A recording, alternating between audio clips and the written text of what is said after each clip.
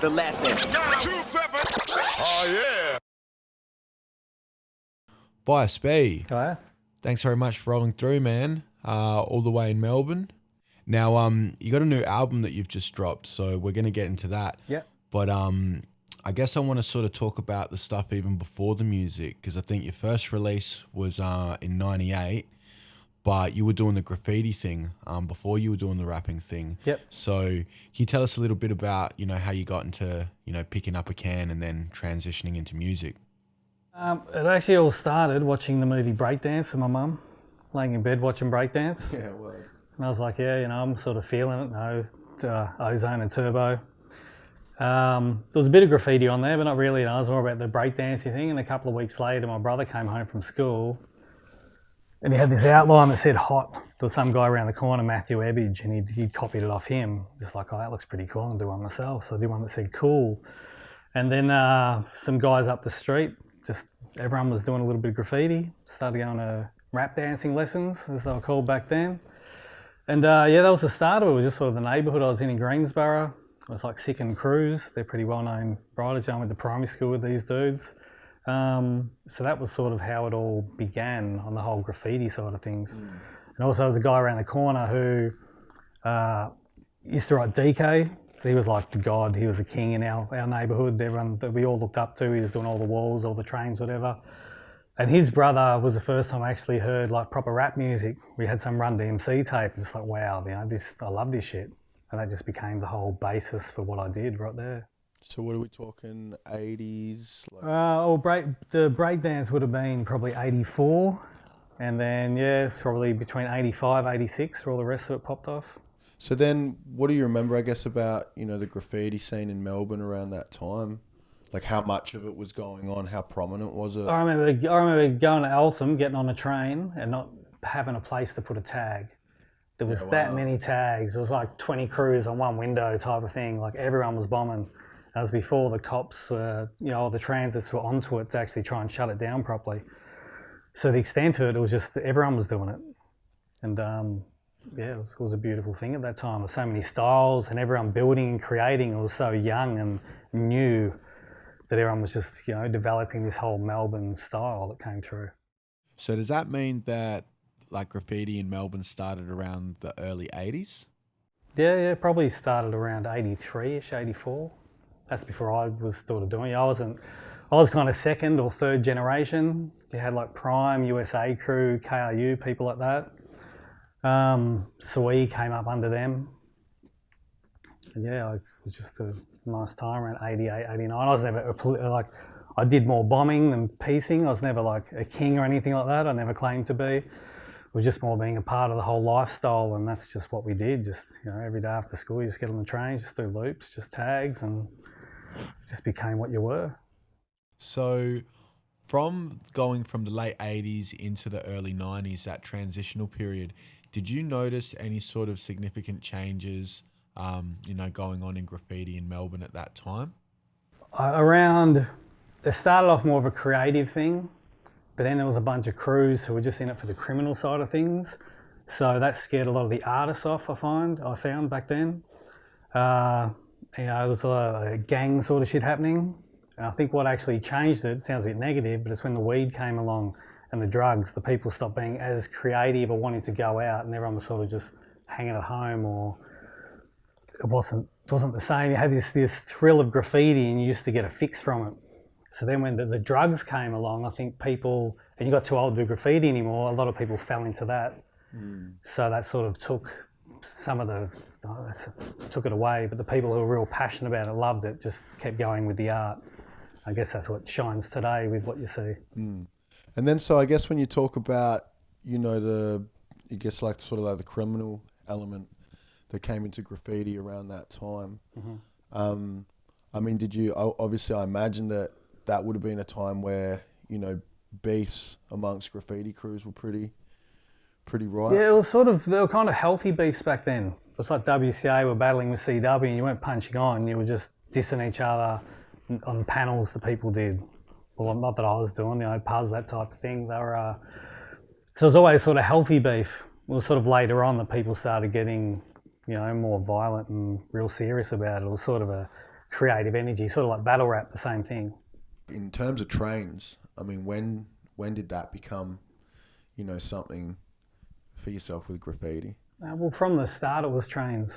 So I guess, you know, it was more the thing you did. It was more the bombing side, because it was really scary to go into a yard. It's actually scarier now because there's fences. Back then there was no fences, you could just walk into whatever. But, you know, only being 14, I wasn't a big or a tough kid type of thing. There was some, you know, some hectic units out there. So it was quite scary, but you'd get in there and give it a go. And, you know, it was tough for me to try and do a good piece. I'd need hours on a wall when you're in a yard trying to do it really quick, and I wasn't really up to that level of other people. But it was a great time just seeing, you know, panels. Some would run for months and you see the same one come back a couple of weeks later. It was exciting. You get on the train, look out the window and you see a bit of colour at the end, and you just, you know, or you've seen one go past, sit at the station for the next hour and a half waiting for it to come back just to get a photo or just to see it. Spend your days chasing the trains and seeing this artwork. And then so like obviously you've got, you know, you got to worry about the transits. You know, and that's one whole thing. But then I imagine as well, like with the yards in Melbourne, like people get territorial and you sort of got to watch out for other crews. Yeah, a lot of that started happening. Like yeah, people sort of, you know, different neighbourhoods and they sort of own the yards. You got to watch. On Hurstbridge it was all right because it was always just sort of WCA and all the people I knew, so it didn't really matter where you paint along there. It's only if you're going to other train lines that'll be an issue. Unless you were down with people, so we were like Puzzle and Pronto, you know, they're in WCA and AC crew, whatever, and DMA, so they could sort of go anywhere, it didn't matter, you know, when you're at that level, everyone just respects you for it. But being one of the young, you know, that wasn't as good, you know, a bit on the toy side of things, you know, you got to sort of know your place and not step over the line. And then so tell us a bit about your train line, Hurstbridge, because the first time I'm pretty sure that I heard, you know, the name Bias B was when you did that that juicy flip where, yeah, you know, obviously you give shout outs to Hurstbridge. So tell us a little bit about that, because that's a pretty iconic song and kind of put the Hurstbridge line on the map for a lot of us. It's a really creative line. Like we had, like I said before, DK from MDA crew. He's one of the early ones, Spy and Wisp, TMM, had Pudgy, Coma, Jewel and Pest. Like these dudes were kings, like, you know, they're still regarded as kings. They were doing all the trains, whatever, and I was just lucky, I think, to live on that line.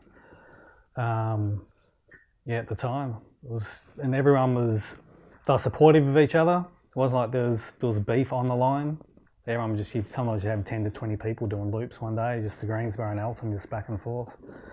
Then over time you get conflict here and there, but overall it was pretty supportive, and it was all about the creativity more than the criminality of it. I'm sure you're out there racking paint and you're trespassing, whatever's going on there. But it was always based on the art and pushing it further. And so did you predominantly just stay on your line, or did you sort of venture into other lines as well here and there? I did most of the time. When around the time of around 93-ish, like we'd always like hang at Richmond or we hang with other riders from other lines, but pretty much kept to our own line. But then when the music side of things, like the Big Bamboo popped off and there was open mic nights, I met a lot of people from down Frankston way. And because my nan lived there, I'd stay there, so I started spending a lot of time down Frankston way. Other people spent more time in the West, etc. I didn't really go there. But we had enough at Hurstbridge that we didn't really need to go anywhere. And when you went on other lines, did you ever have any issues yourself? I never did, but I wasn't that prolific, you know, I wasn't climbing into other people's yards to try and do stuff. It was more you just go out bombing for the day and just do tags together. It was never a problem for me. So I guess we're talking like early 90s, mid 90s, and then at what stage did the music come about? For me it started, there's a guy I lived 2 doors away from, Marty Pribble. And he used to, or in the writing raps part of it, he used to hang at his house all the time, and he just goes, I wrote a rap one day, and he showed me something about Uzis or something, you know, just listen, NWA, that's how shit was, you know. So I thought, I'll write one of these. So, you know, I tried a little one, and when I was heaps younger, I used to do covers of songs, so just make up stupid words, which I still do. So I started doing that, like 100 Miles and Running was 100 Cones and Bong, and Lethal Weapon was Legal Resin. It was always songs about weed, and sit around with BSK crew, the bong sucking kings, and I'd rap to them in the park, and I'd do that one again, do that one again. So that was sort of before I started trying to do my own shit, and that's when people are saying, why don't you do your own raps? What are you doing this for? Well, it's just the enjoyment, that was fun. So that's sort of how the whole rapping part came along from the music, that, yeah, just always loved it and just, yeah, I don't know. And then so when you started writing those covers, around what year would that have been? Probably 89, 90. Yeah, wow, around then. okay. So yeah, as NWA Yeah, was yeah. breaking through. It's like on Beeswax, The Ripper, that was written in 91, but I had it sitting there for so long I remembered it. So then when I actually came to go to the studio in 97, I think, with XL, and that was all I remember, this one, and that beat sounds like it's going to work, and just did it. So it was pretty old, but it sounded still relevant at that time. Now, when I spoke to a guy, Fo, who's from RCF in Adelaide, Yeah. and he made an interesting comment that he noticed that when NWA broke through in hip hop, that's when the criminality element came into graffiti around that time. If you sort of think back to that, Same thing, it's where the whole, because before that we were pretty much predominantly New York rap. So we're listening to Big Daddy Kane, Arabian Rakim, KRS-One. And it was more when Ice Cube sort of came along with the NWA, and when he left NWA, the sort of the more New York sound, that took us over to the West. I forgot what the question was now. Well, the criminality of it, yeah. Well, sort of the movie Colours as well. So you come out and it's all the bandanas. That was a big thing with the song for Colours as well. We actually go back and watch the movie now. It wasn't really that good. It's more of a love story, and it's more about the cops than gangs. But, you know, as a kid, you go, oh, this is pretty exciting, you know. I remember kids on our line wearing bandanas, and you know, I had one, wouldn't put it on properly. You might have it wrapped around your arm or something, but, you know, passing phase for a couple of months. But I guess everyone was doing that. But yeah, some people at that point either went, you know, the full violent route, or they went create the graffiti thing. And then so you've been writing these covers and over time progressed into writing your own shit. And then while all this has been going on, were you still doing the graffiti thing at the same time? Oh, so I was slowing down on the painting. yeah, okay. I guess there was a lot of weed in between, so I got a bit lazy with it. But I'd always come back and paint a piece here and there.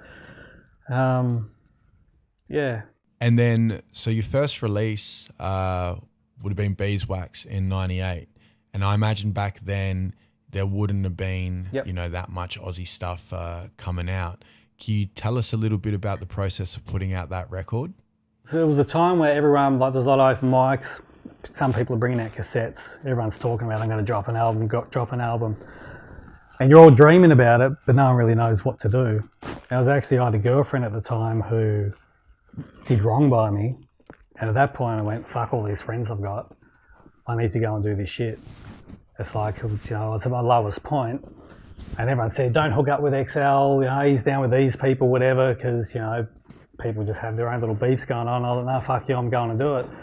So I just got in touch with XL. I always had this thing where, oh, I'm going to be a dope rapper and the producer's going to come look for me, and it's not like that, you know, you've got to hunt people down and go, can you make some beats, pay them for their time, you know, do it properly. So I just rocked up to XL's studio and we just actually make beats. I'd go there once a week, drive up there in my little Corolla, and we'd make beats on the spot. And just go, I've got this rap, this will work to this one, or I'll rap some stuff to him, and you go, I'll just put this beat together, and it just seemed to work. I remember the first time I actually walked in, he said, well, what do you like, East Coast or West Coast? And I was like, what's the difference? I didn't actually understand. Like, I was like 96, 97, I hadn't actually paid attention. To me, it was just all rap, and I loved it. And I just, that's 98 when it actually dropped, but you were doing radio from 96 as well. Yeah. So I was Stu Backer's receptionist. That's how it started. I'd known him from 91. I'd been up in Chrissy's show and I'd done a few raps here and there, and she left and handed over to Stu Backer, which was a guy who was from Bundoora, which is like next to Greensboro where I grew up. And so I was going to go, and the people were saying, you know, you got to go and do your tracks, go rap in the radio. They go, you know the dude, you know him, and I couldn't visualise who it was. Then I walked in, it's like, oh, that dude. I remember some party in 91, we were all drunk dancing in the shed, and like the water was this deep from the rain, and me and him just danced all night. You know, we just had this connection. You know, we had laughs and had fun. But yeah, I came in and he's like, can you answer the phones for me? Just like, yeah. So when I left, he said, "Oh, can you come back next week and do the phones for me as well?" Because like shout outs constantly, the phone never ends, and he's trying to go play the music. So that's how I became a part of the radio with him. Yeah, wow. And Receptionist guy. That was So that was a late '96, I think, after Chrissy had left. yeah, the formula. Yeah, the Formula on PBS. Yeah, so then if that's late night '96, by that point you hadn't decided yet that you were gonna record Beeswax? No, I still had a dream of doing it, but at that point it was still just rapping in bedrooms and doing tapes. There's a guy who owns a business called Strictly BMX, who people don't know much as a rapper, Big Daddy Ools, and I used to spend a lot of time with him, and we'd just do just bedroom tapes all the time, just freestyling over beats. So he was a big inspiration to do it, but even he, at that time we didn't believe we could do it. No one had done it before us. So there was like Death Wish cast, they came out, so it's like, oh, you can do an album and people are going to buy it. And there was a guy called Deadly C, he had a CD out. And Prowl, of course, had a few tapes. But I think, yeah, when Beeswax came out, that's when Money Walks came out the same year on vinyl and CD. So it was just a new time where sort of a lot of people say to me, it's as much about the music you made as about the moves you made. You sort of, I was naive about how to do shit. So I just go, oh, if you do a CD, just call this person, just make it happen, not worry about how to do it or what might happen. I remember the first gig I did with, how many flyers do you want? I go, print up 50. She goes, oh, we'll do 500. I'm like, that many people aren't going to come, are they? She goes, well, that's how many you do for a gig. I don't know. I think it was my naivety, but still my passion for it that made it successful, that it came together. And then so leading up to that, when you're on the formula, I mean, tell us a little bit about that and what was going on, you know, on that radio show, like in terms of cyphers and, you know, people coming through and things like that. There was a lot of people coming at that time. There was a lot of people rapping. Everyone was good. Like you didn't have the mediocre rappers. There wasn't like, you had your Bob Balance and your Tram, people that just loved it for years and just doing their thing.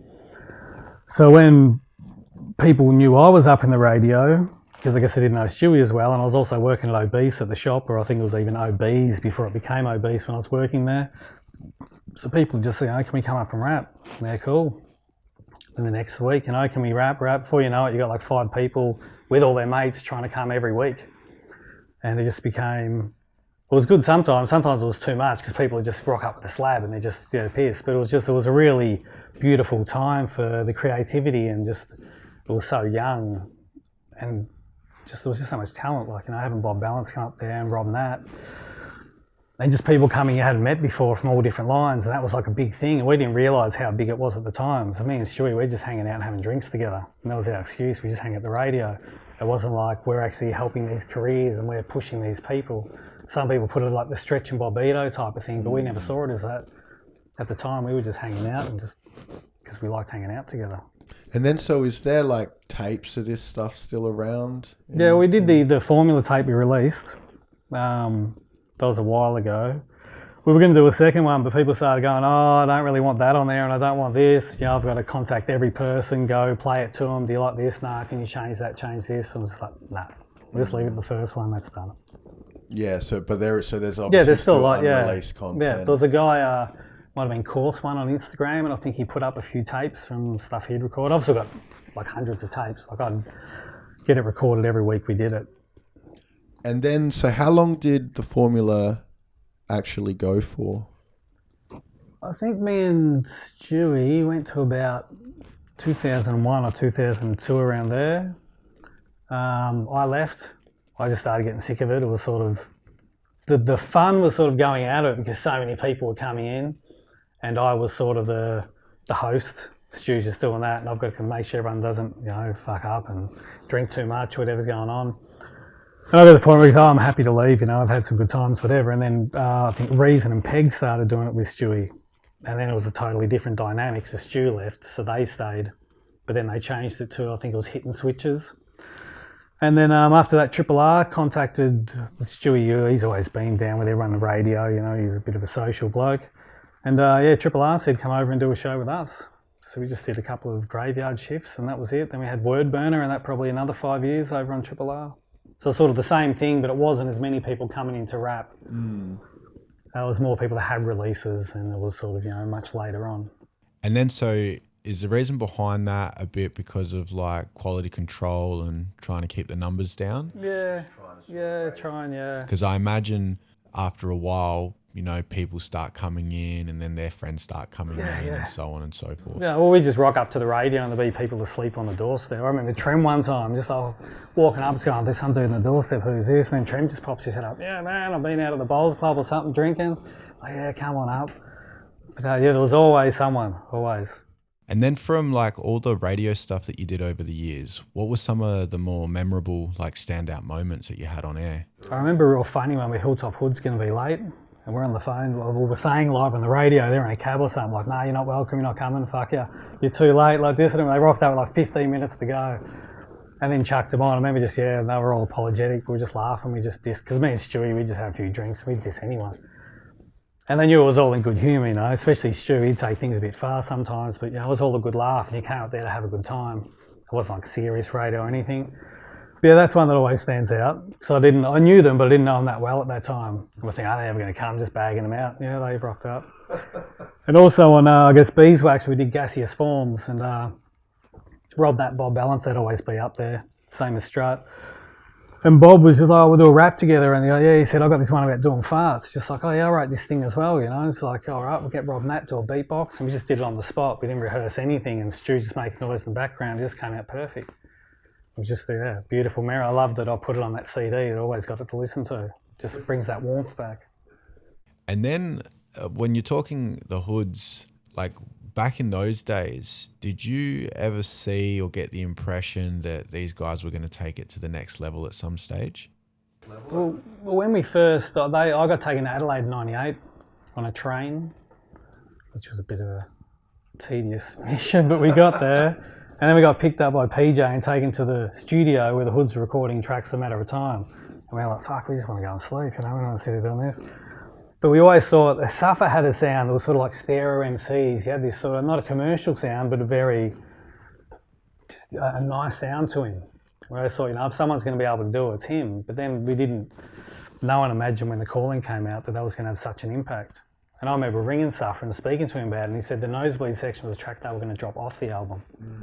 So the world could be, the whole environment we're in now could be a lot different if they had to drop that one song off, because it might not have blown up the same at that time, or someone else might have got that recognition.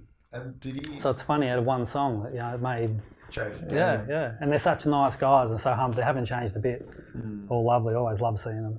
So then, do you recall why they weren't going to put that particular song out on the album? No, I think they thought people might not take it right because it was sort of the underground hip-hop thing where it had that little commercial touch, so no one cared for radio. Radio wasn't playing our shit except for actual hip-hop shows. So I think that was the thing at the time, that they didn't want, their fans to think they'd gone in a different direction. It's a catchy song, as soon as you put it on. Like, I remember us playing it on the radio before Triple J or anyone picked it up, going, oh, there's a real good song.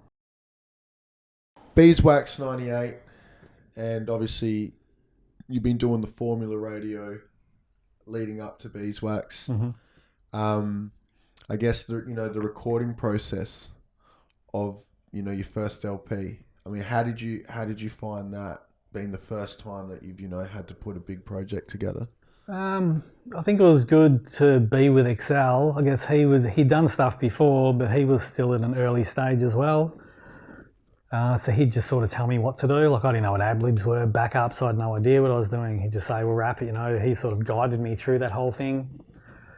And just being able to go into the studio and make a beat on the spot with him. I've never done that in any other album with anyone else. They give you a beat, you go home, you write to it, you've already got a rap you put to it. But just that process of doing it together. I think I learned a lot from the music. I didn't even know what hats and snares were. It was just music. I don't understand I never made a beat before. But he sort of explained all of that to me as it went. And so he ended up producing. He did half of it, and then he actually rang me and said my studio got burged and I've lost all my stuff. But then a week later I spoke to DJ FX and he'd sold it to him, and I think he was going through some mental health things at the time. And so he just sort of, he had to go and do his thing and, sort himself out. So he just said, I've got all your stuff on a DAT, come up on this day and collect it. He had one for me and one for Deadly C, I think, and that was it. So I just had whatever was on that DAT. and some of the tracks didn't have the instrumental on them, or one of them was an a cappella, or some of it wasn't finished. So I had these other tracks I needed to get done. And I was on the dole at the time, and they had a grant where if you got a business idea, you can go and get money for it. So I went for the first one, and that didn't happen. Then the second one, I did a 7-week business course. I said, yeah, we like your idea, and they gave me a grant for $2,700. So in that 7 weeks, I got in touch with Prowler, because I thought Prowler made all the beats. It was actually Jace that made a lot of the beats. So I went and saw Jace and sat with them, and they're like, oh yeah, we're sort of busy, we've got Tremsing coming out and Bob Balance and shit. Just like, I've got a couple of weeks, we've got to get this shit done, get it mastered. And they just, gave me a few tapes, and I had the raps and put them together, went to Prowler's joint, recorded it, and then he mastered it for me, and that was done just in that little bit of time. Yeah, wow. So it was half XL and half Jace, with Prowler sort of doing the recording, and I was always going around his house and hanging out with him. And then once the course finished, there was the nice scheme in the Sydney leg of it, there was no students, and the people running it had taken the money for themselves. So they go, all right, we're shutting this whole thing down. You got 2 weeks to collect your money. So it was like, all right, here's the deadline, dudes. We have to get this done. So they dug deep and they got it done for me. It was just through Wild Child Productions then. So WCA crew, Wild Child Art. But them dudes are like, oh, I don't really like you using the Graph crew name in the thing. That's why I got changed to Word Burner later on. But no, that was just my own thing. I actually got the CDs pressed. Prowler told me where to go, to Dex Audio.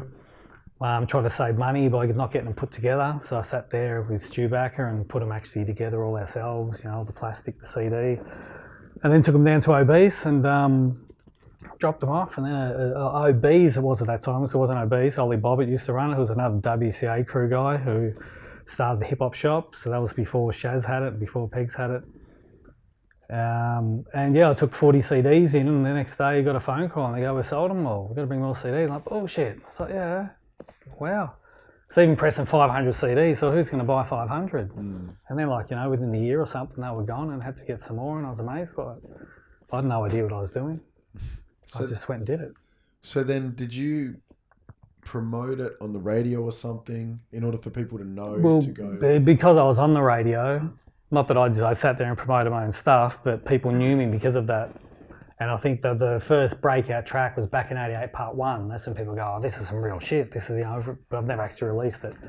But that was the first thing that sort of got my name out there. And then the Ripper got played, and then people started calling up, and people like, we love this shit. I remember this one guy answer, because I didn't have the money to bring it out. This guy Greg, and he's like, man, I'll get all my mates together. We'll pitch in. We'll pay in advance. We'll get all your money up. It's like, no, dude, it's all right. Still see him. I sent him a free T-shirt the other day. He's a nice bloke. You just think it's a bit weird, but he's actually like one of them real passionate, just real nice guys. He's still around. I always remember that. I had no idea what to do. XL was just like, this is what you do. You just press the CD and you take it here, you do it there. And luckily at the time, at Revolve around the corner from which is in Chapel Street, that had just opened. And I had a friend from Eltham Way, Simon, and he knew the girl that was the girl running or organising the gigs. So he goes, I've taken your CD up there, and they want you to do a gig at Revolver. And that's when I've never done gigs before, I don't know what's going on. And they sort of just show me what to do, get up there and rap. That was it. So basically your first gig ever was at Revolver off the back of that? There was actually one before, it was to promote the album, and I got up and I did 3 songs and that was it. I didn't know how many, I've never been to a gig before, I didn't know what to rap. What you meant to do? For the next hour, I was just like, nah, just these 3, we'll put the backups on it and just get up there and rap. I was the support for Deadly Seas. That was like a couple of months before, and then that was my launch, the Beeswax launch. That was like the second proper show I did. You dropped the album. It's been, received better than what you anticipated. You've then been booked for the gig. That's your album launch. Tell us, I guess, a little bit about, what it felt like now being on a stage, performing to people. Well, so I'm very anxious. I get very anxious beforehand. So I remember not eating because I couldn't eat dinner. Felt like I was going to vomit the whole time, just really scared and nervous. My hair was really bad, long hair, little frilly bits coming out the side there. But yeah, once I was up there, it was good. I did mess up a couple of times, but yeah, the excitement of it, like there was a packed house. I'd never rapped to that many people before, and they were shouting the words. And there was a lot of graffiti writers, because back in the day, there wasn't a hip hop scene, there was a graph scene. And if you went to a hip hop night, it was all the riders. There wasn't any outsiders. So it was only over time it grew as a hip hop scene. So back then, it was sort of, they're all your mates and they're all shouting for you. It was a wonderful thing at that time. And then do you remember approximately how many people would have been? I think they said there was 400 in there. I don't think you could even fit that many in there. Wow. And that was just, we just had a DAT tape. I didn't really know what DAT tape was. I was just, we'll just run it off this. That's all right. He DJ'd for me. But Pack and Reason were up there. Because they'd done shows before, like sort of Pack and Reason put me on at the Cherry Tree Hotel. So they got me up to rap. And then I think Bob Balance and Strut and Rob Nat, they were sort of before that. So they were all in the lineup. Yeah, right. And then, so were there many hip-hop gigs, like Oz hip-hop gigs going on at that time? Not really, no. You'd have the occasional international. I think Mystic Journeyman came. That was the first time I'd ever been to Revolver. I'd never even heard of them beforehand. We just went, because back then if it was a hip-hop gig you went to, it didn't matter who it was because there wasn't that many. And I even started promoting all my own shows because there was no competition. And then I think Andrew Montel from Out for Fame, he started organising gigs, and it's like, things might fall on the wrong weekends, whatever. At that point I'd sort of done my little promoting bit anyway and I was done with it. But in those days there was no one else organising shows. Everyone hassled me to say, can you put us on a gig? So I was just, I remember always calling up, you can have it every week if you want. On the album, I noticed you got Back in 88, part 2. Mm-hmm. So is there a reason why you never put part 1? Well, part 1, the a cappella was on one DAT and the instrumental was on another. It was from a live show where it faded up, so it wasn't the proper instrumental. It was only when I was putting the new backburners together that I actually found the two and realised I could put them together.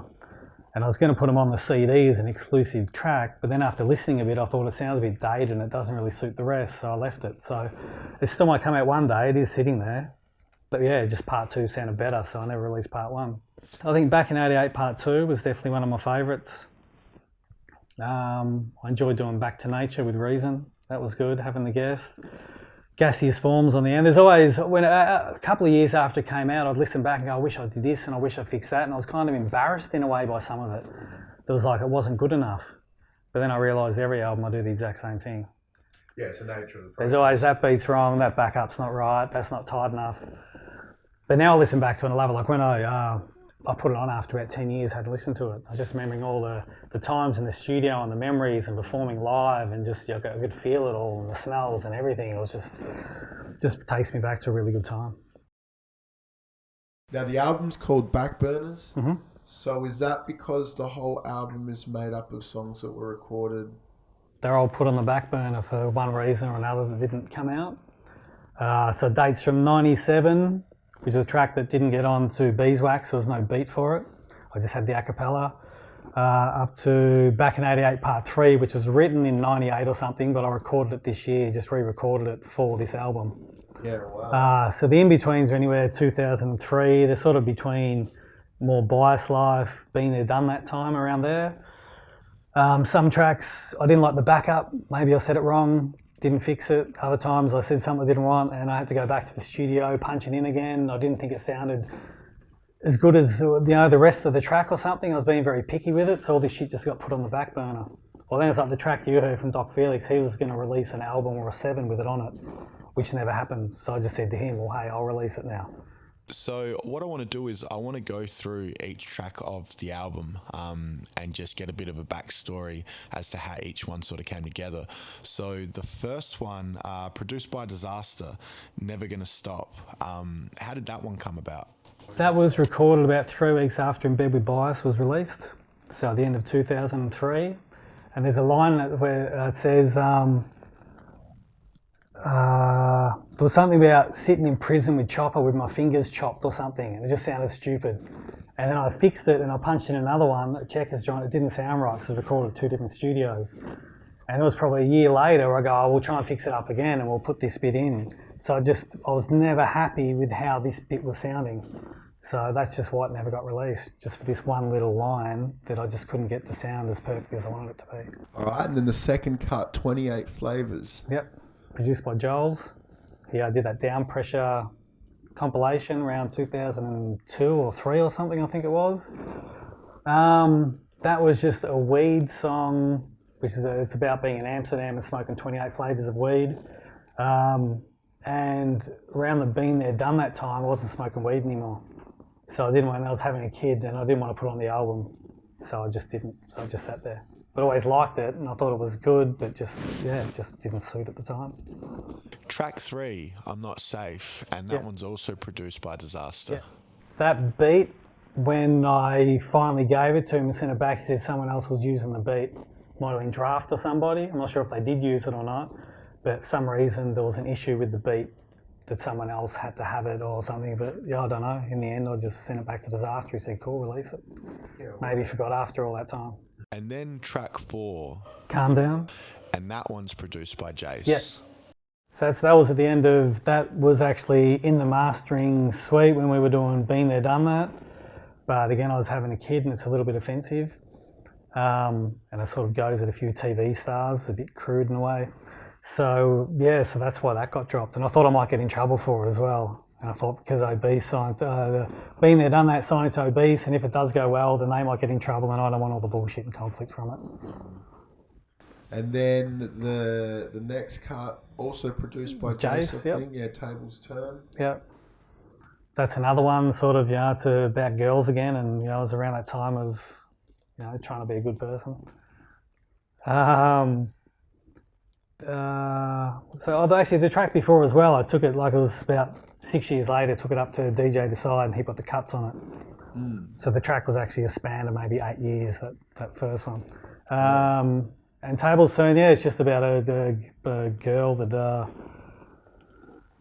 when you're younger and you want these real hot girls and you can't have them because you're not the cool bloke, and then you get older and things change and all of a sudden they want to, you be your mate and you're like, no, you've had your time. So sort of, it's not actually about somebody, it's a bit of a mix, but I thought people might get offended and I just left it. And then the next one, Move Off the Pavement, and that one was featuring Bigfoot. That was, I bought out a thing just on iTunes, which is called Backapellas. It was about 20 acapellas of mine. And Dave V in Brisbane did a remix of the original Move on the Pavement, and he sent it down to me. I thought, it sounds really good. And he goes, yeah, you want the beat, man, just have it, whatever. And a couple of people, I think I'd put it on Twitter, and a couple of people said, that's a really good beat, I should do something with it. So I just got put on the back burner, whatever. And then I was going to get lazy on it, but lazy didn't happen. And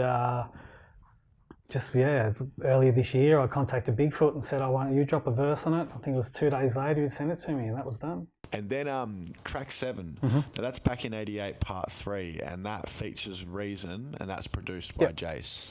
That was, the original version of that was on the original Beeswax vinyl that I bought out. Some stupid reason, I thought it'd be cool to have some live tracks on there that sounded terrible. So when I was with Mixer and getting the old DATs together to try and find these old songs to see what we get for Backburn, I was looking for this song Sun Up to Sundown, which is a Graffiti track, couldn't find it. But in the process, I found a live version of Back in 88 and the instrumental.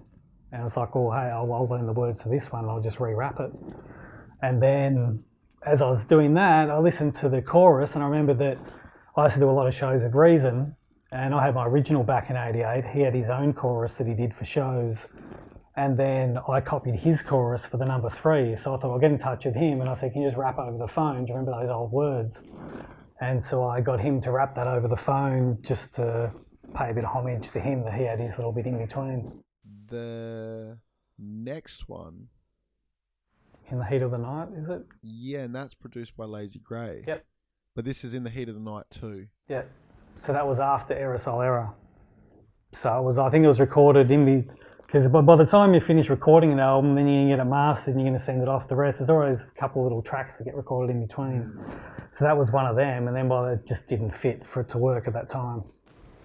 And then the next one, Too Deep in the Text. That was an a cappella, which is on one of the DATs from Excel from back in those days. And I've been making beats myself for about the last, 4 or 5 years it might be. And that was one beat. The Bigfoot had said to me, it sounds really good. And I just looked at the tempos and just put the a cappella of that, and that worked. And then, so when would you have done that, produced that particular beat? Probably 3 years ago. So that would maybe be the second newest on the record.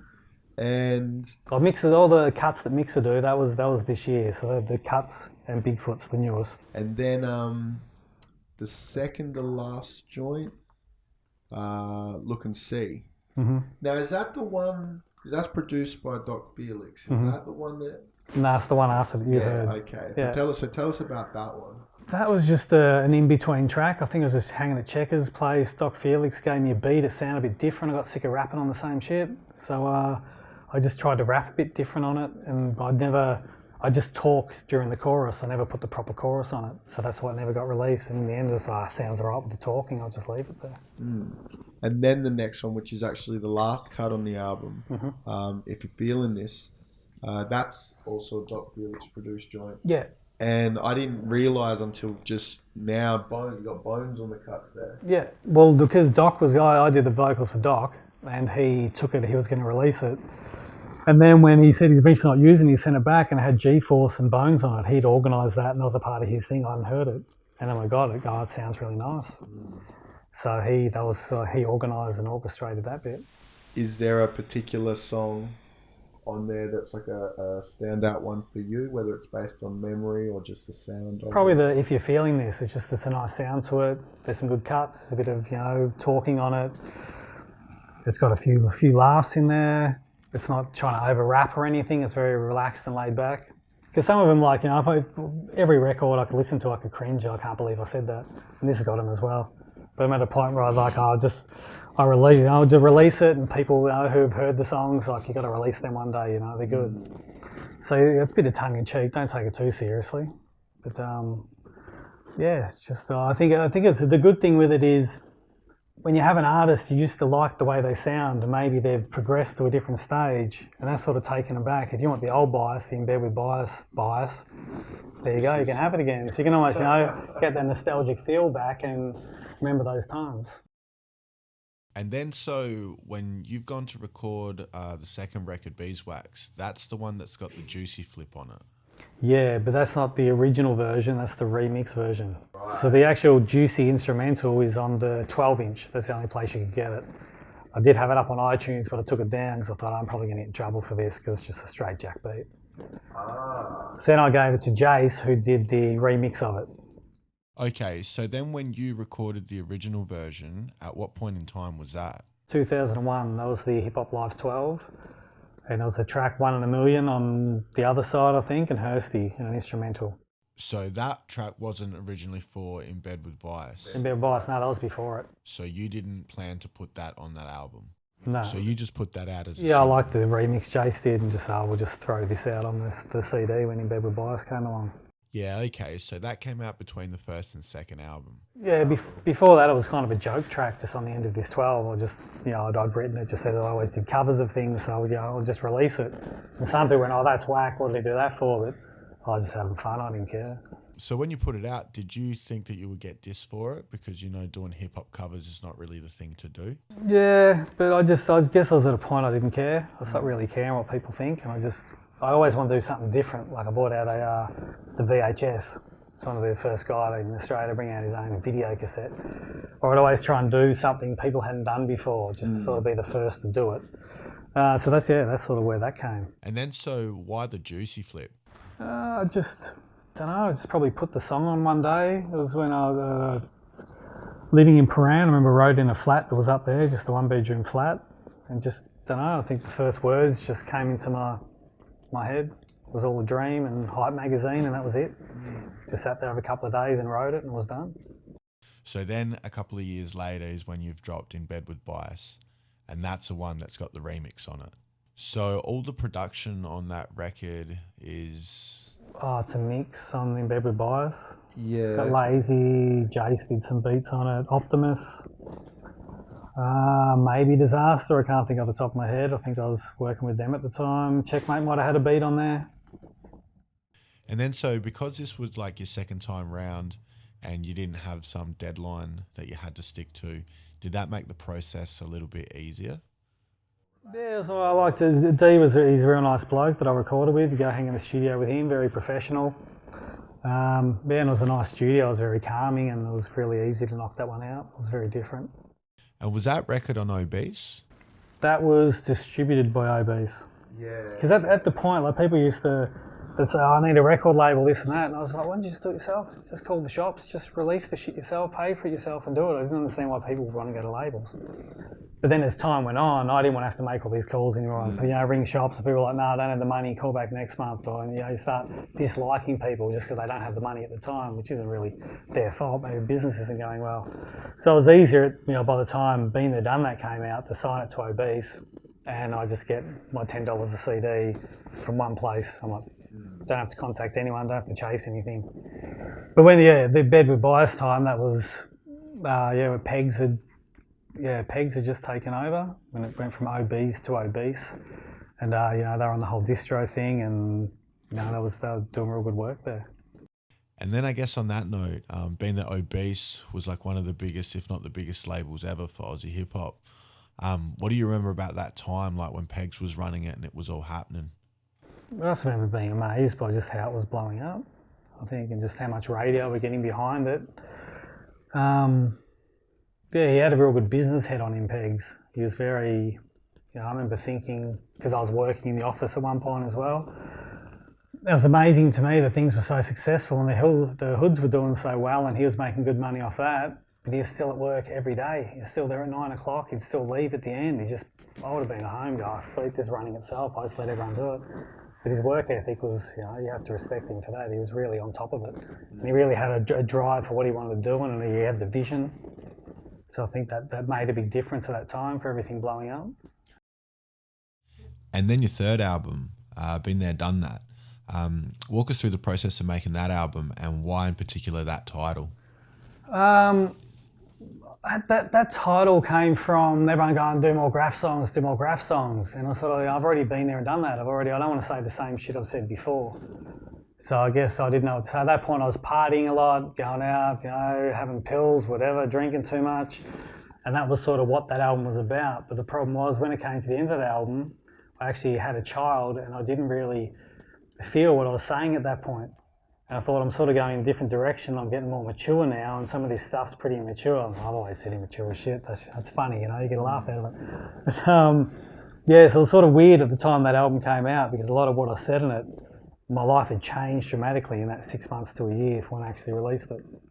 And then how did you find the reception of that album? It had more of a commercially sound. I mean, being signing to Obese, they're like, you need a song Triple J's going to play and, promoting it differently, whatever you had to do. So some like hardcore fans will be like, some of those tracks sound a bit too dancey or that's not really what they're feeling. But for me, I'd already done that same shit before. I didn't want to do what I'd already done. So Bigfoot would come to me and say, make me some beats that sound a bit different. So that's where like the Been There Done That beat came out from. So I was just writing stuff differently and it was just a different time, I guess. The older you get, you grow, and everyone wanted the old me, but I sort of wanted the new me. And then I guess on the note of Triple J, like when you were making the record, were you trying to make any of the songs cater for the radio? No, well, like when I did the actual Been There, Done That song, it was a bit more upbeat, or it wasn't like a boom bap type of thing, but I never thought they're going to really play my shit anyway. I was never a favourite, or I just didn't, my content, whatever, it didn't really go that way. The funny thing is that you could try I made a song with P-Link, which is on Must's White Russian album, and the whole track that we did is talking about the thing where Triple J sort of make artists or break, they could ruin your career if you don't get paid, if that's the direction you're going in. They had so much power or Kingsmill behind it all, and we sort of did this track which sort of dissing that, and that track got played more on Triple J than any other track. Go figure. So you could try your best to make a song they're going to play. They're not going to play it. Then make something that's totally irrelevant. And they go, we like that. So you can't try and cater for it. But for me, I just always wanted to be me. Okay, so which song was that? Like, what was the name of the song? It's the first album on it, first track on it, but I can't think what it's called. I can think of some of I can't think of what it's called. And then, so in that song, you guys are taking shots at Triple J. Yeah, just saying the industry's a joke and that type of, and then that was getting played. And I'm like, it's getting played on the radio again. What's going on here? Yeah. was weird. But I think when Ladies Man came out, that got a bit of play. But I never listened to I've never been someone who really listens to radio except for the main hip hop shows. That's it. But yeah, people just always say that got a bit of play. But I never really catered to that. I just wanted to make music that I liked and my friends liked, and that's all that really mattered. And then your next one, Aerosol Era, and a couple years in between albums then. Well, that was the Kingsway book was coming out, which Puzzle and Whoops and Duet were bringing out. I've never really known Whoops that well, but I grew up with Puzz and Duet since 1987, known them forever. So they were doing the Kingsway book, and I had a bunch of photos, and I have a bit of a memory, like they'd ring me up and say, what was this and what was that, or this colour paint.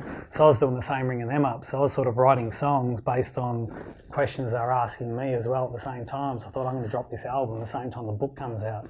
So sort of a soundtrack to the book. And because of, like I was saying before, when after Beeswax, everyone was saying we just want graffiti tracks. And I sort of wanted to give it back to the whole graffiti thing, because that's where it all came from in the first place. So I just want an album. People say, are you going to cut your fans off? If you just do a graffiti thing. It was like, this is what I want to do, so that's what I'm going to do. And then the title track, Aerosol Era. Now that's the one with the video clip. Now who produced that video, and like where did all that old graph footage come from? A lot of the footage was mine. I used to run around with a camera all the time and film stuff. See, I had a lot of footage that just sat there on VHS tape that never got used. And there's a guy, Mace, who I contacted him. He had a lot of old footage, even stuff off TV and stuff he'd filmed. And then Heater had showed me how to use Final Cut Pro. I think I did Lazy Grey's Stop and Think film clip. And then I did the Aerosol Era one. So I did it all myself and put it together, and it came out quite nice. Oh, so you did Lazy Grey's Stop and Think video? Yeah. Like you produced that? Yeah, that's how I went to, just the video, not the song. Yeah. I was doing a gig in Adelaide. I think that guy Blake might have taken me over for it, don't know. I went to BVA's house, and Lazy was recording his Band in Queensland album there at the time. So I rocked up, and he's halfway through doing that song, and I had my camera there and said, can I film? He's like, yeah, cool. So I just filmed him doing these raps, and that ended up being the film clip. And then half of the footage was when I was at Len One's house in Queensland. That's where he's tapping on the MPC with all Deus in it. So it's just, 2 different places, and there was just footage I'd taken, this little handy cam I used to run around with. Yeah, right. So is that the only 2 videos that you've done? There's a Eureka one from Boney and Stoney, which is more live footage from an Adelaide gig at a place called Republic. It was the first Boney Stoney launch we did. I think that's it. I had one for 28 Flavours off the new album, which is just me smoking weed in Europe and stuff, but I'd never released it. And there was another one, what's the other one? There was a couple I just never released. My computer was like scratch disk full, and I'm not very tech when it comes to all that shit, and it was doing my head in. I got to the point where I'm just like, I just don't want to do this anymore. Nothing's working, everything's too slow, I'm getting stressed here, I'm losing files, they're dropping out. So I left it there, and that was good. And the last record, Bias Life, walk us through that, like the production and, putting it out a couple years later. The original idea behind it, Lazy was going to make all the beats again. I think he did about half of them. I had kids at that time. My life was very different.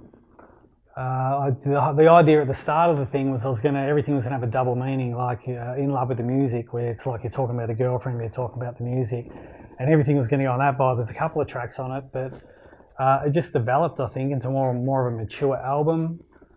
Joyride singing on there. I like Joyride. He's a nice bloke, and I like what he did. Got Fluent Form on there. Alacor. It was sort of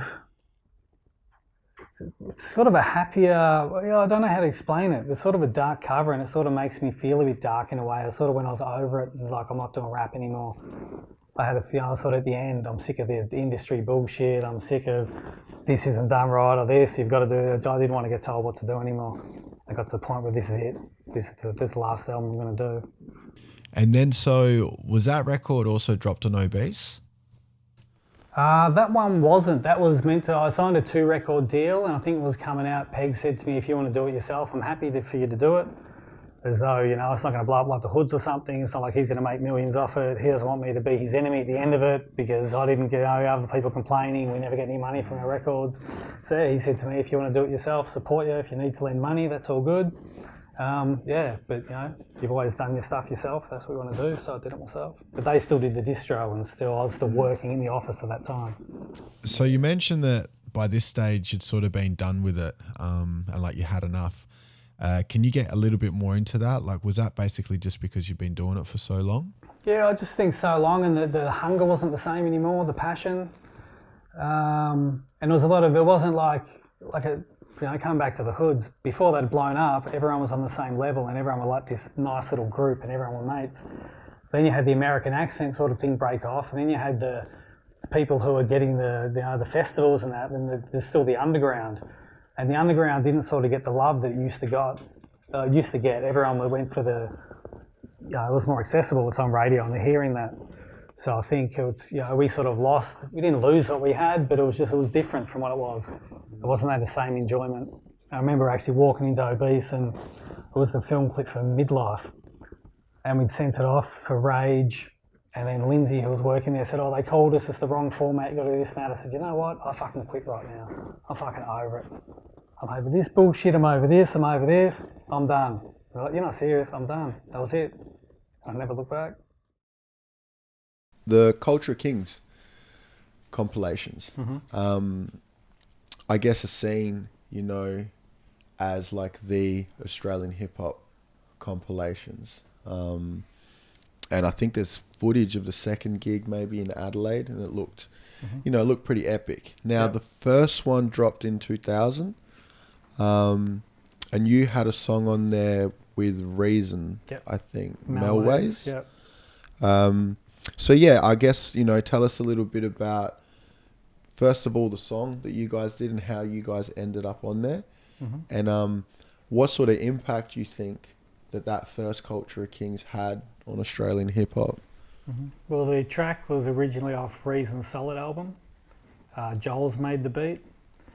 It was just an idea we came up with and wrote some raps together and went over to Joel's. I remember recording it, and there was only sound in one ear, and he couldn't work out how to get sound in two. So I remember trying to rap it and really struggling to get the words out. Just was quite confusing. Yeah, Reason was, you know, pretty close with all the Adelaide people. So he put that track on there. At the time, I was a bit of, I'm doing my own thing. I don't need to be a part of this, which is probably a stupid move at the time. But yeah, so Reason put that track on. I don't think I even got, it was just said Reason on the back. I don't even know if it said Reason and Bias. But yeah, at the time, it really like blew up. There was, I did get some, I think that was one of the first things to get proper radio play on Triple J. But the problem was the double CD, they'd get it wrong. So say they're going to play A-Love and then play Ken Oath or something like that. So it was a bit of trouble for them there with the lyrical content they were getting. But yeah, they were really big sold out shows, and that was sort of the big, when, yeah, it became, everyone was coming together at that point. It wasn't just then, it was sort of, you had Lazy in Brisbane, there was some, you know, Death Wish cast and stuff, doing things in Sydney. Then you had sort of, you know, Lyrical Commission before they were formed, Reason Pact, we sort of just small little groups. But then sort of everyone was coming out the woodwork, and all these people you'd never heard of. So all of a sudden all this talent came from nowhere. Yeah, and then so was it Dimes? Yeah. He put it together. Yeah. And did PJ have a hand in that?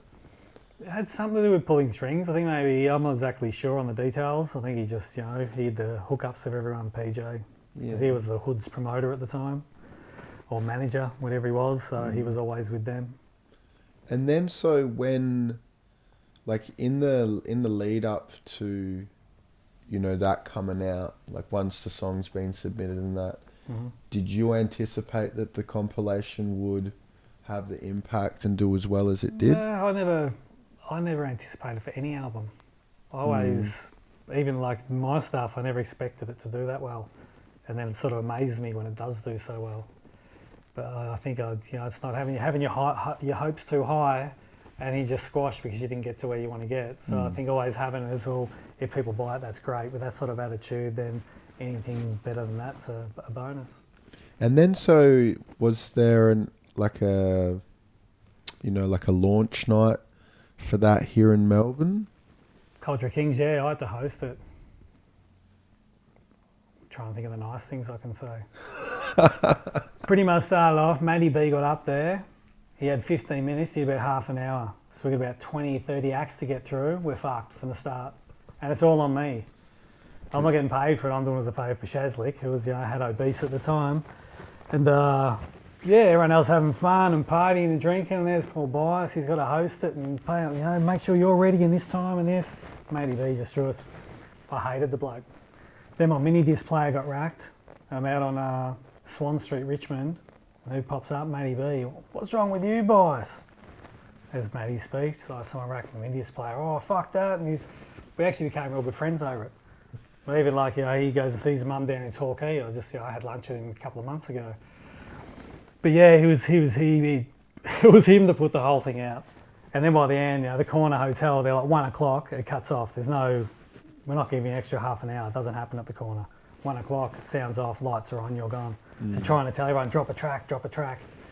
Painful. But everyone had a real good night.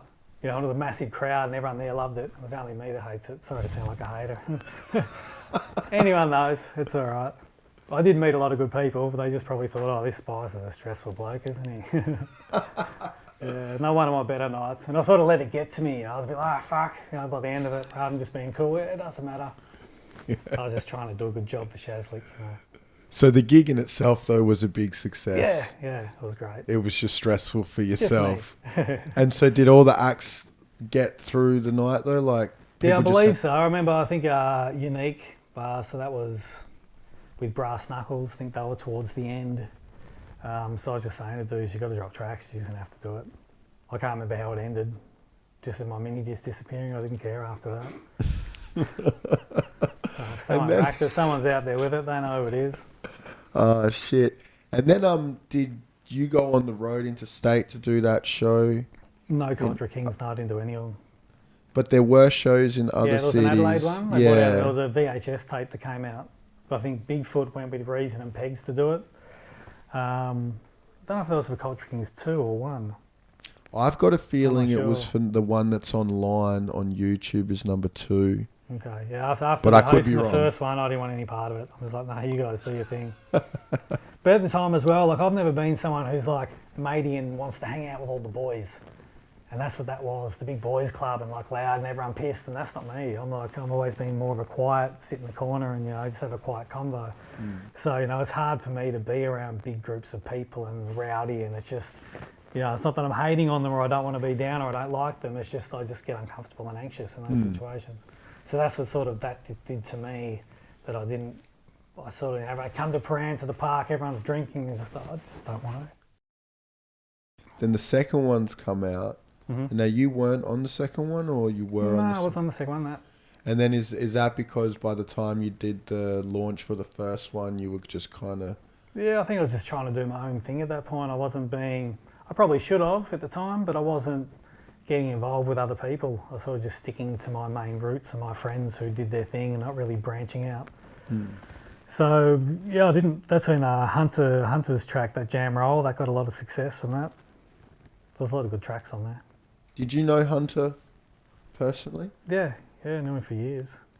When I got flown over to Perth in 2001, and he was one of the first dudes that, annoyed the shit out of me.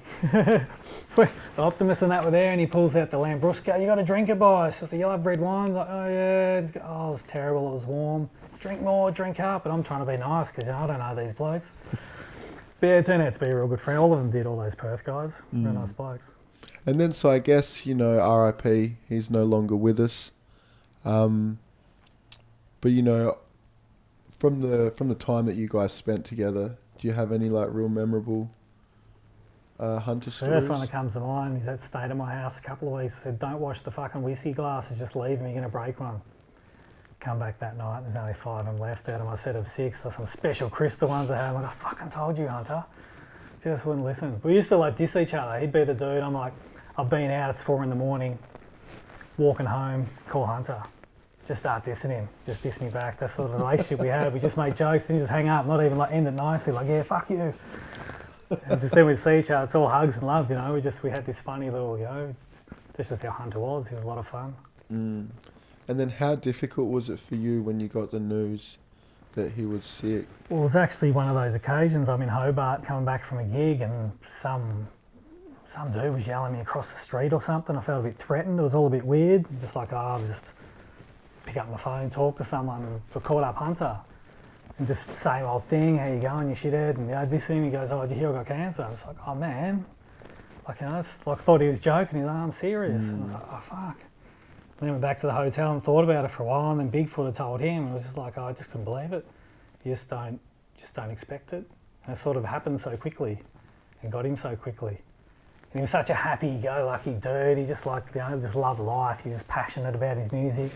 Didn't matter if you were the wackest MC or the best MC, he didn't care. You're a part of the music and I love you, and he just supported everybody. He was just fun to be around. Sure, he swore a bit and he had some silly tracks here and there, but he's just a lovely bloke.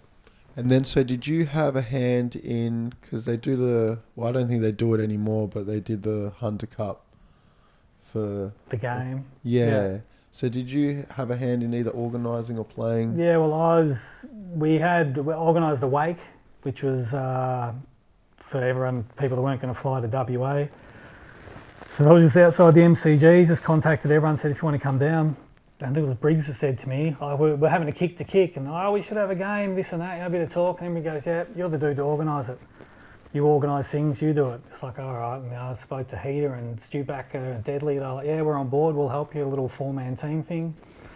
And went from there, just started making phone calls, and again, naive, not knowing what you're meant to do. Made these Pope forms and pay thousands of dollars to have grounds and all this other shit. I had no idea. Public liability, you learn it as you go. So yeah, put those together.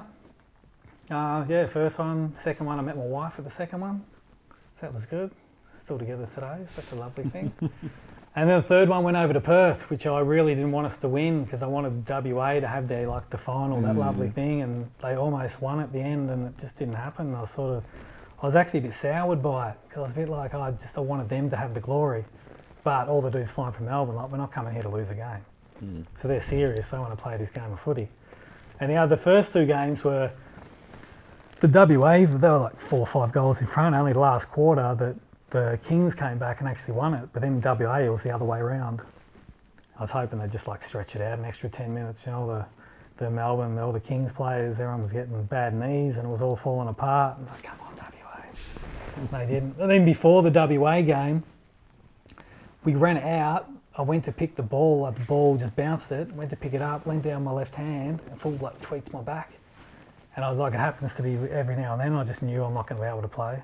So I went out, I played maybe 5 minutes of the whole game. Yeah, wow. So it was my back, and it was the whole they didn't win. It was a bit disappointing. The gig was good, and everyone was in good spirits. I just would have liked it to end that way. And then, it doesn't get done now. I mean, do you know why? I just didn't want to do it anymore. By the end of it, it's a lot of work, and the first one, my mate Crispin got knocked out cold. He went off to hospital. It took him a few weeks to come back and be normal again. And then the second one, Heater did his shoulder, and I just I don't want to sort of feel responsible for it. I do miss the footy training. We did love doing that. We missed the games, good thing, but it turned out good. It was just 3 games and ended. A lot of people the big heavy dudes lost a whole lot of weight, got healthy. Other people got off the cigarettes, and it really helped a lot of people's lives. And even people over there that became a part of something, because we just put it out to anyone, whoever wants to be a part of this, send us an email and you're on the team. So the people who might have just loved SBX over there are now they're best mates with them. And everyone it's a nice little community they got going on. Well, I first met him, I got flown over for the Bias Life launch in WA, and we drove out to Geraldton. It was one of the worst gigs of my life. A lot of good memories, lots of laughs. But met Complete on that trip. So every time him and Sever would come back to Melbourne, they'd always get in touch and, Uncle Bias, come and have a beer with us, or just come hang out. So I always made the effort to go see him. And then told Complete I was making some beats, and he's like, playing him in the car. Just one of the times he came, he's like, yep, I want that one and that one. And then might have been a month later, and he sent it to me as a title track called Death Rattle. But that was going to be my first ever production credit on an album, but I beat him to it with Backburners. But he's a nice bloke. He's got great raps. He's tech.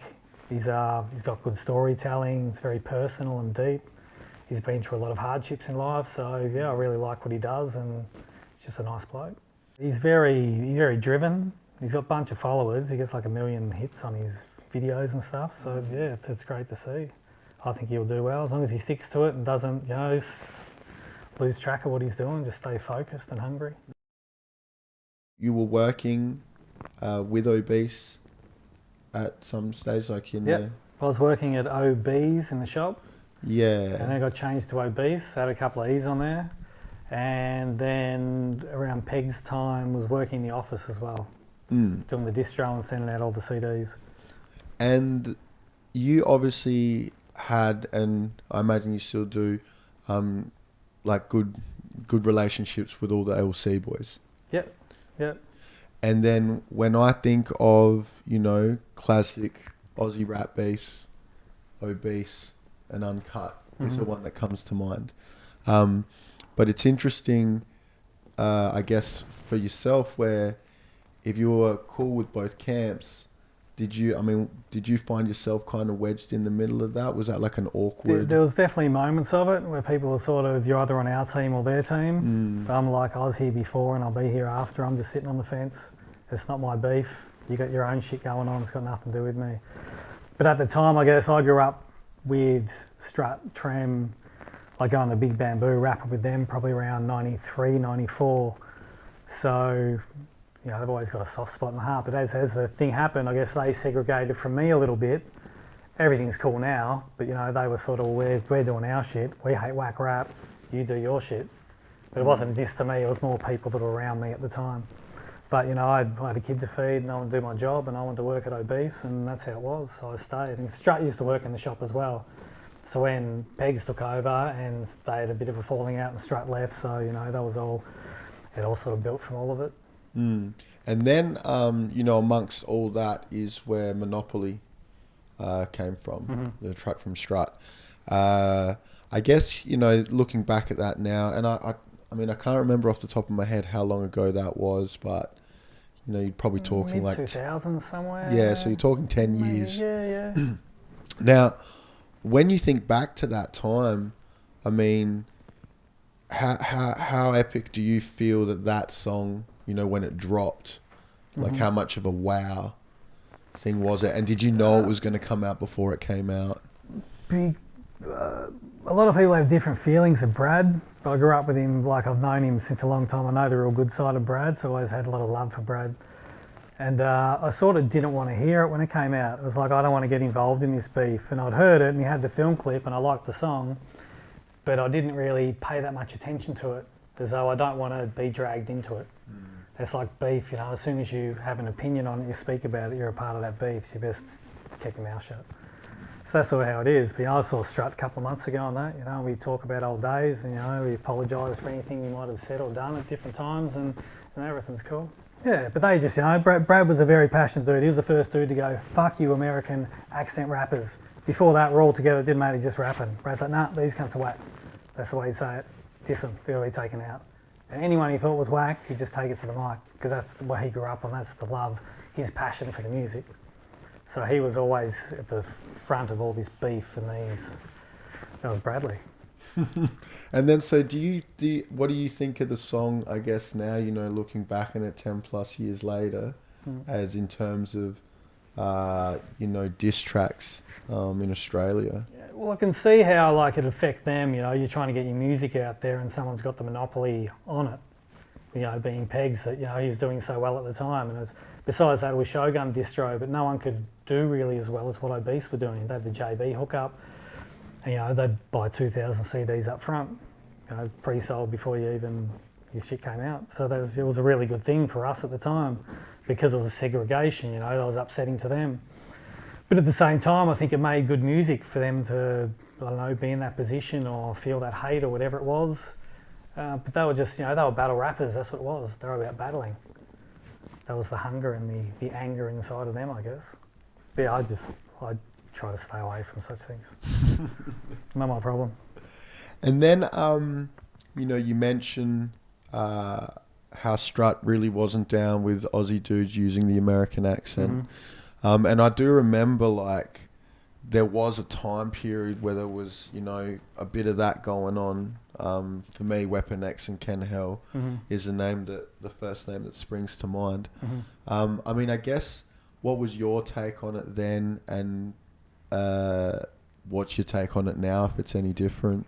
Well, starting off when I started rapping, American accent, that's all you heard. There wasn't really Aussie stuff to go on. There was some AKA brothers and stuff like that, but I wasn't really listening to it when it first came out.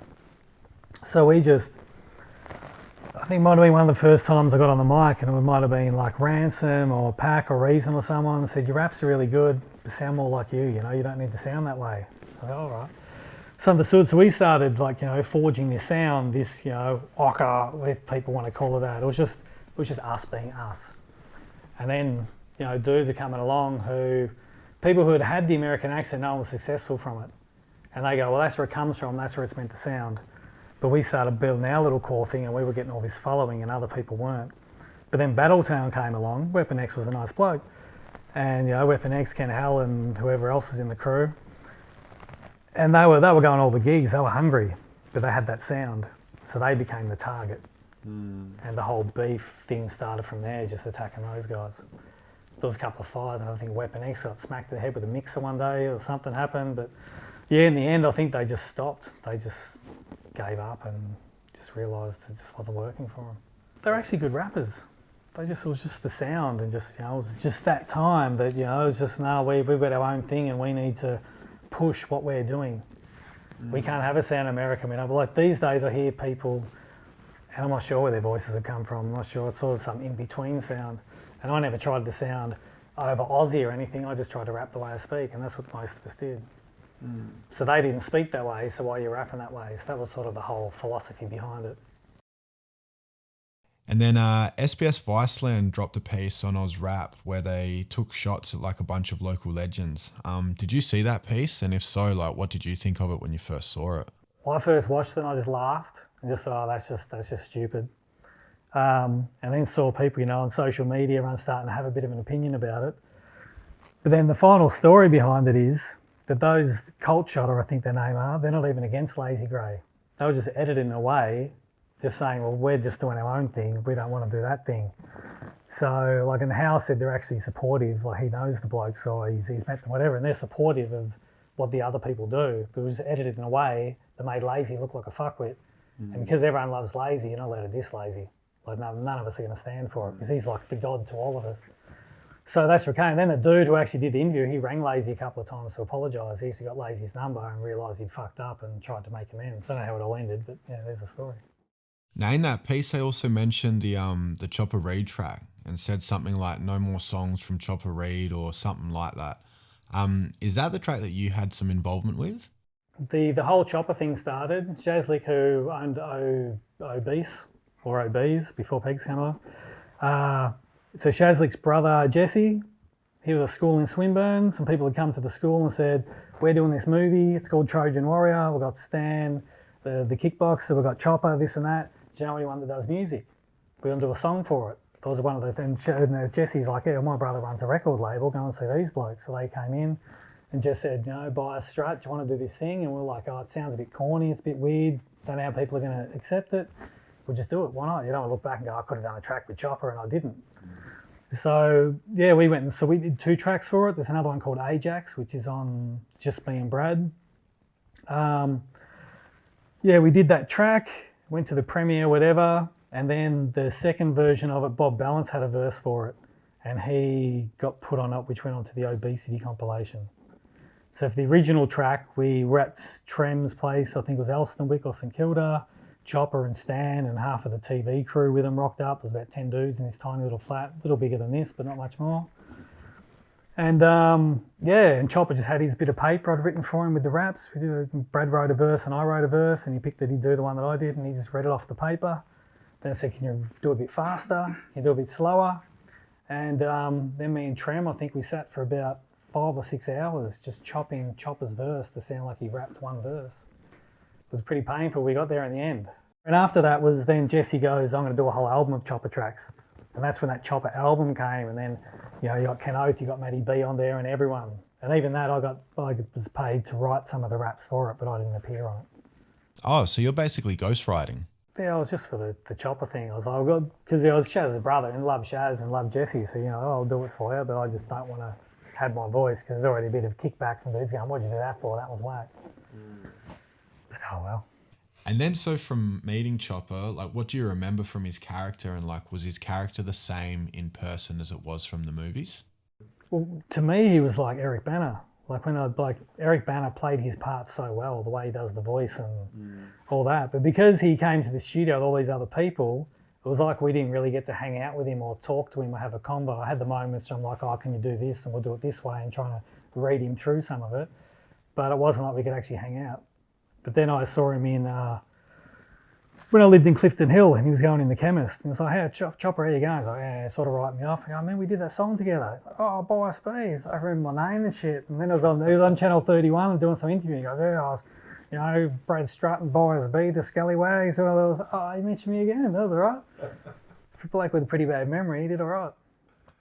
But it was a good experience. The film clip was a bit whack, and, people are like, oh, it's got a necro chorus, and why you miming the words to American shit. So everyone's just got to look on it now on YouTube. People are still going, oh, what's this whack shit? Like, it's like 15, 20 years ago, man. Get over it, move on. So no regrets? Nah, not at all. It's just a good memory, and whether he's a good or a bad person, or whether all these stories are true or not, he's sort of the legend, and it was just, I grew up hearing about him in the papers and how terrifying this bloke was, so it was kind of cool. Stan the man was there, so we weren't going to get hurt, if anything was going to happen, we were right. I think he said to Strut once, stop looking at my ears, some shit like that. I don't know if he's looking at them, but that was about it when he's putting the headphones on. Apart from that, he was real respectful and nice. I think he was a bit intimidated, so many people, and him having to be the guy on the mic in front of everyone. Now, at one point, you tour managed for Kerser. Yeah. And he's now one of the biggest, old rap stars in the game. How did that come together, and when were you guys working together? Well, I first met him at the Sprung Festival. He went on before I went on. So it was funny, all these like hundreds of young girls and that screaming, all these dudes with backpacks coming to watch Bias rap. Just totally cleared out and changed over. It was quite funny. But I saw him, went over and said, how you going? And he's like, yeah, man, fucking, you were my favourite Aussie rapper or something. I was like, oh, cool, I didn't know what to expect from him. I'd seen a few film clips here and there. But Fern from Obese, she started managing him. So put me on to, I think I did Adelaide first, a few shows over there with them, and then did Brisbane, and then did a thing through Sydney. It was good to be a part of the phenomenon. Like I remember getting to Adelaide and just sitting at the street, and they just, Kerser, you're the sickest, get all sorts of people just yelling out of cars and shit. Like, I didn't know he was this famous. He was just, huge, the gig, just everywhere. People just recognise him and love him.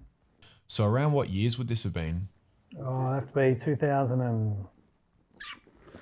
Oh, shit, I don't know. Don't know, maybe it was before, maybe 11, 12, around then. It was around Hunter Cup time, so I remember saying you should come and play at the second one. So it must have been, 11 or 12, somewhere around there. So that was around the time of the Kerser 360 battle? It was after. That's sort of what helped him to really get as big as what he did, battling against, because 360 had more of a name at that time.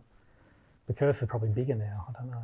Did you see the battle though when it happened? I didn't see it at the time, but I watched back and saw it on YouTube like later on, but I wasn't really paying attention when it happened. But what the memory I get from it was watching 360 was I saw that, and then there was some other battle he had, and then it put me on to Pat Stay.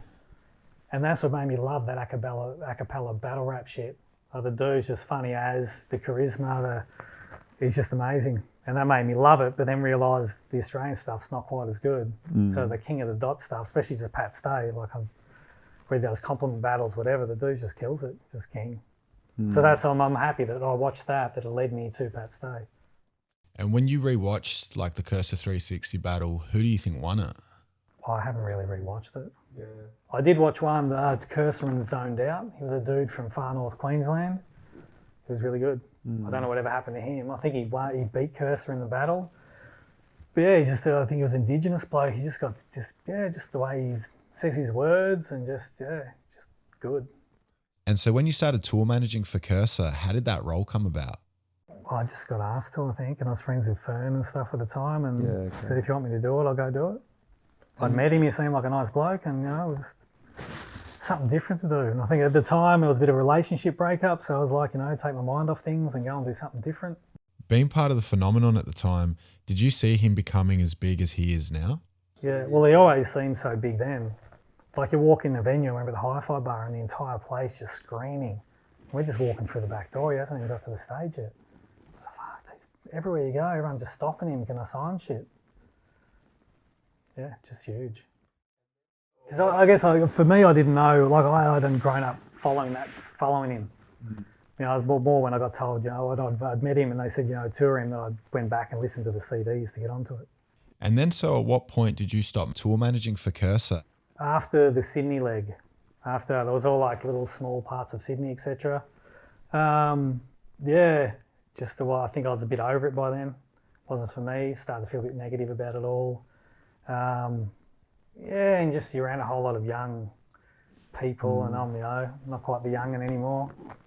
Yeah, and I got sort of a bit too close to friendships. I didn't sort of stick it just as manager. Yeah, so I'm really happy I did it, had a good time, and I think it ended when it needed to end, and that was good. Met good people on the way, JD and Complete was on one of the tours. A couple of people didn't enjoy, but overall, got a lot of good memories. And then so when you stopped tour managing for Kerser, was he still on Obese at that time?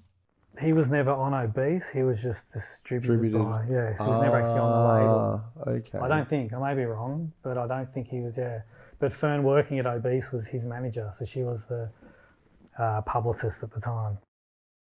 The tour managerial role, for those who would have no idea about that, what sort of things does that entail with an artist like Kerser? I guess just making sure everyone's where they're meant to be when they're meant to, everyone's on stage at the right time, he's not getting too hassled all the time, all the equipment's ready, set up, ready to go, which is a rarity. But yeah, there's a lot of hiccups here and there, but overall it went really well. I got my DJ Decide, he did a few of the gigs for them to DJ, and I know he's always on point, he's got everything ready to go. Yeah, so it's, you get different depending where you go. If you're going to small little towns that don't normally do gigs, you can have hiccups. And then if your DJ's not coming to sound check, makes things a bit hard. And whatever else. But Kerser was always, he was always there on point, he was always ready for sound check. Never missed a beat, never too drunk, nothing. He was always on point. If it got too much, sometimes we say, take us back to the hotel. Like, it's all a bit much at the moment. Or, dude's partying, just wants to go home and just relax. On the tours, any particular standout moments or memories? Definitely that one walk in the hi-fi bar, I remember that. Just the scream was like high-pitched scream. Just like, wow, man, can't even get into the back door here. I don't really know all of them. Down at Hobart, we did he did something. I was in Launceston. Did a gig down there, and I did the intro for him. Just thousands of people, just the love he gets. It was just ridiculous. Just people just love the bloke. He's never had any radio play. Just done all off his own back. Just YouTube. Just hungry. Just does his music and just stays motivated. And so do you think that we'll get another Bias B live show sometime in the near future? Well, people do hassle me all the time, but I want to do one show that my kids get to see. That's sort of I don't enjoy doing shows. Once I'm up there, it's all right. I know what the nerves beforehand. I don't sleep well. I don't eat properly. I'm grumpy. I'm a shit person to be around. So for the moment, if you call me up and say, do a gig, and I say yes to it, instantly that feeling's in me. And that's not going to go away until I've left your state and I've gone home. It just hangs. But the time on stage I enjoy, but I only really want to do it for my kids to see. But never say never. I might find it in myself to do it. But at this point I just don't. I'm happy to just sleep and just relax and be calm. The lesson. Oh yeah.